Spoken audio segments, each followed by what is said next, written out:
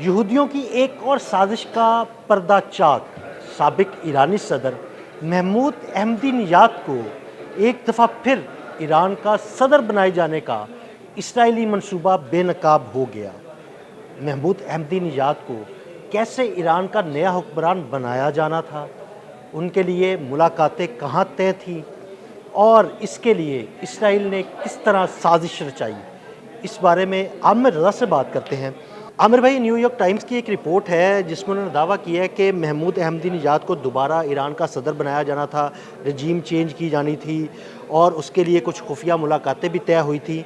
ये सारा मंसूबा कैसे तय पाया और उसे पासदारान इनकलाब ने जो है वो नाकाम क्यों बनाया और कैसे बनाया, इस बारे में हमारे नाज़रीन को ज़रा बताइएगा। देखिए, पहली बात तो यह है कि महमूद अहमदीनिजाद ईरान के उन सदूर में शामिल है जिनको अपने नज़रियात के हवाले से हार्ड कोर समझा जाता था। यानी ये बहुत ज़्यादा जो थे ज़ेनिस्ट के ख़िलाफ़ थे, यहूदियों के, और ये जो अमेरिकन ईसाई हैं इनके और रशिया के बहुत करीब रहे हैं। अहमदीनिजाद बहुत ही सादा तबीयत के आदमी, अगर उस ज़माने की तस्वीरें देखें तो बड़ी दिलचस्प नज़र आती हैं कि रोड साइड पर खड़े होकर वो अपनी जो है इबादत फरमा रहे होते हैं।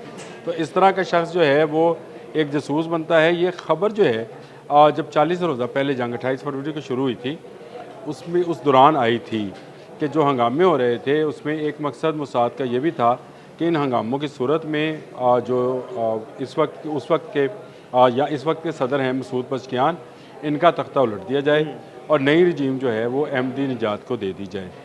उसके बाद ये खबर आई कि जो पासदारानी इनकलाब हैं उन्होंने उसको गिरफ़्तार कर लिया। ये सारी स्टोरीज़ जो हैं इकट्ठी करके न्यूयॉर्क टाइम ने एक अपनी स्टोरी बना ली और उन्होंने इसको पब्लिश कर दिया, और पब्लिश करके उसमें ये साबित करने की कोशिश की कि हंगरी बुडापेस्ट में, हंगरी के शहर बुडापेस्ट में एक माहौलियाती तब्दीली के हवाले से कॉन्फ्रेंस थी जहाँ पर अहमदीनिजाद को लेक्चर के लिए बुलाया गया। अहमदीनिजाद वहाँ पर गए और वहीं पर वहाँ के जो जिस यूनिवर्सिटी में ये सारी कॉन्फ्रेंस हो रही थी उसी के वाइस चांसलर गिगली ने जो है एक मुलाकात अरेंज की, जो कि मोसाद की मुलाकात थी, जिस पर न्यूयॉर्क टाइम ने कहा कि उनका ये मौक़िफ़ था कि दो दुश्मन अगर बैठना चाहें तो उनको बैठाकर बातचीत करा देनी चाहिए। अच्छा, ये मुलाकात जो है इसको हाइप दी गई। न्यूयॉर्क टाइम की स्टोरी जो है ये एकदम से जिसको हम अपनी ज़ुबान में कहते हैं फट्टे पे चढ़ गई जी बिल्कुल, और फ्लैश होना शुरू हो गई। फिर ये इस तरह की ख़बरें सामने आई कि ये कैसे हो सकता है कि इतना सादा तबीयत का आदमी क्या पैसे के लालच में उसने ये काम किया। फिर ये खबर आई कि क्या ओहदे का लालच था। अहमदीनिजाद ईरान के सबसे बड़े ओहदे पर यानी सदारत पर फाइज रहे हैं और इन पर इत्माद किया था शहीद अली ख़ामनेई ने, तो उन्होंने इनको जो है सदर बनाया था। ये एक बड़ी तवील जद्दोजहद के बाद यहाँ तक पहुँचे। बहुत ही गरीब घराने से तल्लुक़ रखते थे, लेकिन बहुत ही ज़हीन स्टूडेंट थे, और इन्होंने अपनी सारी जो सियासत है वो पासदारान इनकलाब के साथ ही की है। यानी ये उनका एक सियासी चेहरा, जिस तरह से मसूद पज़ेश्कियान है, ये सारे वो लोग हैं जो कि बहुत पढ़े लिखे हैं, इनकी अपनी जो डिग्रीज़ हैं अहमदीनिजाद की माहौलियात में हैं। बिल्कुल। तो ये इनको कैसे निशाना बनाया गया, कैसे यहाँ मोसाद ने इनको क्या लालच दिया होगा, ये वो स्टोरीज़ थी जिनको न्यूयॉर्क टाइम ने दोबारा से निकाला है और मुख्तलिफ़ हवालों से वो जो है स्टोरी को बिल्ड करने की कोशिश की है। लेकिन मैं आपको बताऊं, उसके बाद है न्यूयॉर्क टाइम्स के बाद मैंने आपसे कहा कि दुनिया भर का मीडिया इस पर आ गया, गार्डियन भी आ गया, और बहुत सारे हमारे यहाँ का मीडिया ने भी इस खबर को न्यूयॉर्क टाइम के हवाले से ही पब्लिश किया है, और उनका ये मानना है कि शायद न्यूयॉर्क टाइम की ये स्टोरी दुरुस्त है। जी बिल्कुल, मैं आपसे यही कहने लगा था कि मुझे ये लगता है कि ये प्लांट की गई है स्टोरी, इसमें कोई सदाकत नहीं है। वो शख्स जो बिल्कुल सादा आदमी था, ईरान के सबसे बड़े ओहदे पर रहा, उसके बावजूद ना उसने अपने लिए पैसा कमाया, ना उसने अपनी जायदाद बनाई, एक सादा से छोटे से घर में रहता है। तो मुझे ये लगता है स्टोरी प्लांट की गई है और जानबूझ के उन्हें निशाना बनाया गया है। देखिए, सबसे पहली बात तो ये है कि ये आपने बिल्कुल जो तबसरा किया है, मैं 100% उसके साथ एग्री करता हूँ, क्योंकि अभी तुर्की के एक मीडिया हाउस ने जो है इस खबर को रिवील भी कर दिया है, अहमदीनिजाद का इंटरव्यू छाप भी दिया है और उन्होंने इसकी और मुकम्मल तौर पे तरदीद की है। ये जो आ रहा था कि पासदारानी इनकलाब ने इनको गिरफ़्तार कर लिया है, कोई गिरफ़्तार नहीं किया है। उनका ऑफिस जो है वो अपना काम कर रहा है, और अपने ऑफिस से ही उन्होंने ये बयान जारी किया है कि मैं जो है बिल्कुल ठीक ठाक हूँ और कोई ऐसी बात नहीं है कि गिरफ़्तारी वाली। और ये जो मुलाकात है ये भी सारा अफसाना है।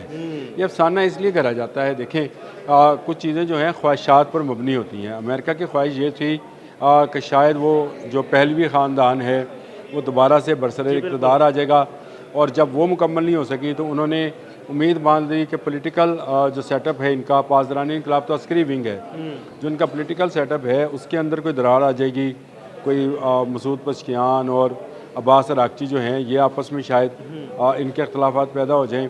जब इसमें कामयाबी ना हो सकी तो फिर एक झूठी कहानी जो है घड़ा गया, ताकि लोगों को, ईरान के रहने वाले लोगों को इस बात पर किया जाए कि शायद पॉलिटिकली जो इनका इनका सर्कल है ईरान का, उसके अंदर दरारें मौजूद हैं और वहाँ पर आपको ऐसी रोम मिल सकता है जिसमें आप जो है एक नई साजिश कर सकते हैं। हाँ जी। तो ये मोसाद की वैसे ही एक वो प्लानिंग थी, जिस तरह से उन्होंने ईरान पर हमला करने से पहले प्लानिंग कर रखी थी, रिपोर्ट्स बना रखी थी, जो सारी की सारी झूठी साबित हुई, उल्टा और प्लानिंग सारी नाकाम साबित हुई। उल्टा अमेरिका जो है वो फंस गया।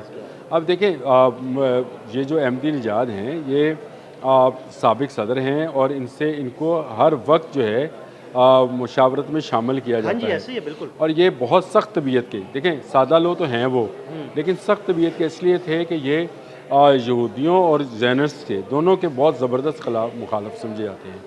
इनके मतलब एक ऐसी स्टोरी को घरा गया, उसमें ऐसे ऐसे एविडेंस शामिल किए गए आज, और आहिस्ता आहिस्ता यानी 40 रोज़ा जंग में कभी ये खबर आई कि वो जसूसों के साथ मिले हुए हैं, एक खबर आई कि उन पर जो है हमला हुआ है, एक खबर आई कि पासदारानी इनकलाब ने गिरफ्तार कर लिया। जी बिल्कुल, ये उन्होंने दावा किया है, इस अखबार ने दावा किया है कि जनाब अहमदी निजाद को गिरफ्तार कर लिया गया पासदारानी इनकलाब ने, ये साजिश नाकाम बनाने के लिए गिरफ्तार हुए। हालांकि मैं आपको मज़े की एक बात बताता हूँ, मेरी अपनी फैमिली के अंदर मुझसे ये सवाल हुआ था कि ये अहमदी निजाद तो जसूस निकला। मेरे भाई ने कहा, उन्होंने कहा हम तो इसको बहुत सादा आदमी समझते थे, ये देखो जसूस निकला। तो मैंने उसको कहा कि ये स्टोरी जो है इस तरह की इसलिए बनाई जाती हैं ताकि लोगों में अफरा तफरी। देखें कोई भी पॉलिटिकल, एक ही पॉलिटिकल जमात हो, उसके मुख्तलिफ जो अफराद होते हैं उनके मुख्तलिफ लाइकिंग डिसलाइकिंग होती है, और ये हुस्न भी है कि एक पार्टी के अंदर ज़रूरी है कि अहमदी निजाद को बहुत सारे लोग पसंद करते होंगे, बहुत सारे लोग नफरत करते होंगे। इसी तरह मसूद पशकियान का चाहे पॉलिटिकल पार्टी वही है, एक ही है, लेकिन उसमें इख्तलाफात भी मौजूद होंगे, मुखालिफ होंगे, इख्तलाफात होंगे। तो उसको हवा देने के लिए ये सारी स्टोरी जो है इसको घरा गया और घर के उसको फिर बेचा गया न्यूयॉर्क टाइम के ज़रिए। तो ये ज़रूरी नहीं है कि यहाँ पर ही इवनिंगर्स हैं, बिल्कुल ऐसे ही है। अमेरिका जैसे मुल्क में भी प्रोपोगंडा के लिए और ख़ासकर जंग के दिनों में ऐसे प्रोपोगंडे के लिए ऐसे अखबारात और मीडिया हाउसेस को इस्तेमाल किया जाता है ताकि एक ऐसी खबर जो है वो बाहर आए जिससे अफरा तफरी शो हो, लगे ऐसे कि शायद मसूद पशकियान का तख्ता उल्टा जाना है, लगे ऐसे जैसे मुज्तबा खामनेई को जो है शहीद किया जाना है या शहीद कर दिया गया है।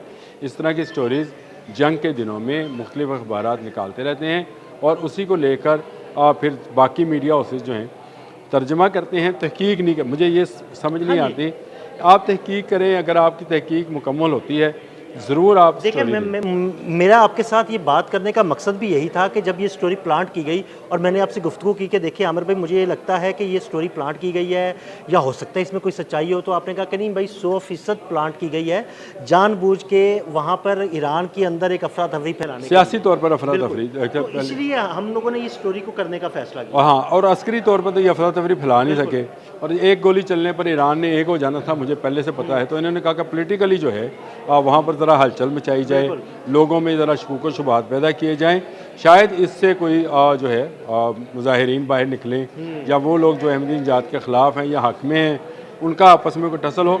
ऐसा कुछ होने वाला नहीं है। वहाँ पर तमाम लोग अपने सुप्रीम कमांडर मुज्तबा खामनेई के हामी हैं, जो इस वक्त पॉलिटिकल सेटअप है उस पर इत्माद करते हैं, चाहे वो मसूद पशकियान है, चाहे अब्बास अरागची हैं, उन पर मुकम्मल इत्माद है। बाकर कालिबोफ को वो स्पोक्स पर्सन समझते हैं, पॉलिटिकली भी और अस्करी भी। तो बाकर कालिबोफ अपनी जगह पर काम कर रहे हैं। आज उनकी असम्बली का इजलास भी है, वहाँ पर पॉलिटिकली कोई अफरा तफरी, कोई हलचल नहीं है। ये अहमदी निजाद वाली एक बिल्कुल जाली मन घड़त स्टोरी है जिसको लेकर बहुत सारे मीडिया हाउसेस जो हैं बहुत शोर मचा। बहुत शुक्रिया आमिर भाई। आमिर भाई ने बड़ी तफसील के साथ इस जाली स्टोरी का कच्चा शटा खोल के रख दिया। मज़ीद अपडेट्स के लिए हमें फॉलो करते रहें। अदील अहमद और आमिर रज़ा को इजाज़त दीजिएगा। अल्लाह हाफ़िज़।